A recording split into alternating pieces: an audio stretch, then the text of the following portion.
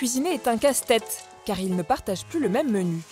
Pour les enfants et mon mari, donc on va plutôt avoir tout ce qui est saucisses, donc fumées, salées. Ça, je n'y ai pas droit, c'est interdit. Donc pommes de terre, je n'ai pas le droit non plus. Donc pour moi, ça sera plutôt du poulet. C'est une purée de courgettes et de choux verts. Marie ne fait pas de régime minceur.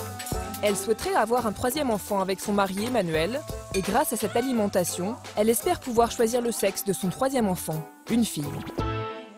Il y a papa comme garçon, on est 2 garçons. Il y a mon chien qui est un garçon, donc il faut quand même qu'il y ait quand même 2 filles au moins.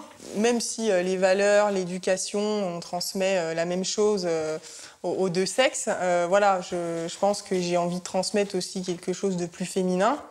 Par exemple, j'ai fait 10 ans de danse classique.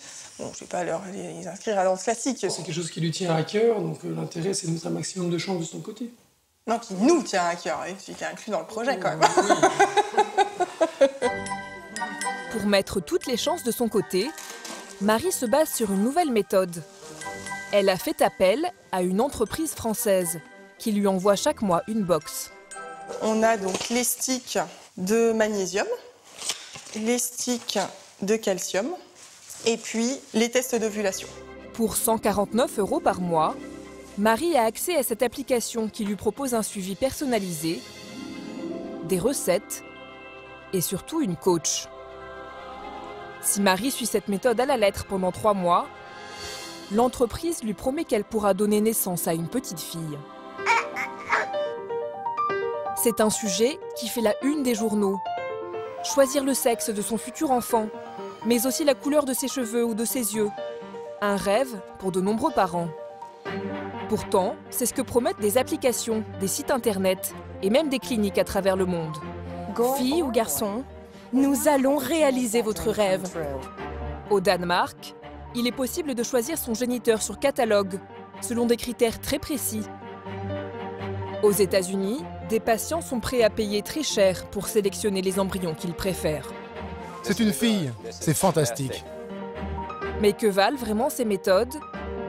Jusqu'où peut-on aller dans sa quête de l'enfant idéal?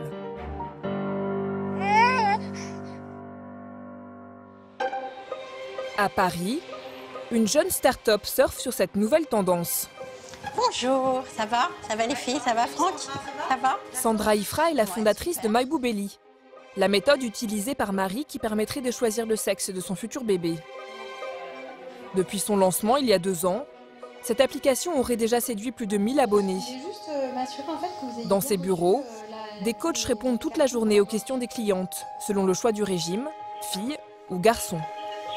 Je sais que je n'ai pas le droit aux clémentines, et par contre j'ai le droit au jus d'orange. Quelle est la différence entre le fruit et le jus du coup? Je comprends. Alors la clémentine et l'orange sont 2 fruits différents, et ça va être la façon dont vous allez assimiler les minéraux et les vitamines. Ces coachs n'ont aucune formation médicale, comme Sandra, la fondatrice.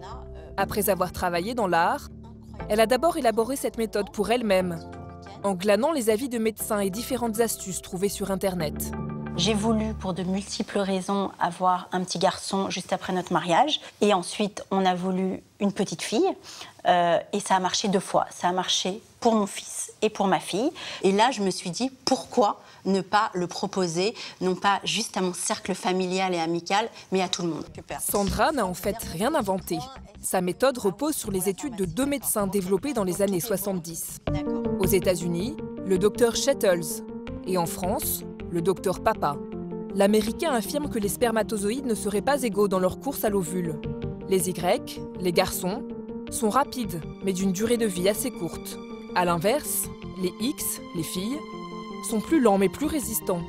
D'après le médecin, le sexe de l'enfant dépendrait donc d'un rapport sexuel plus ou moins proche de la date d'ovulation.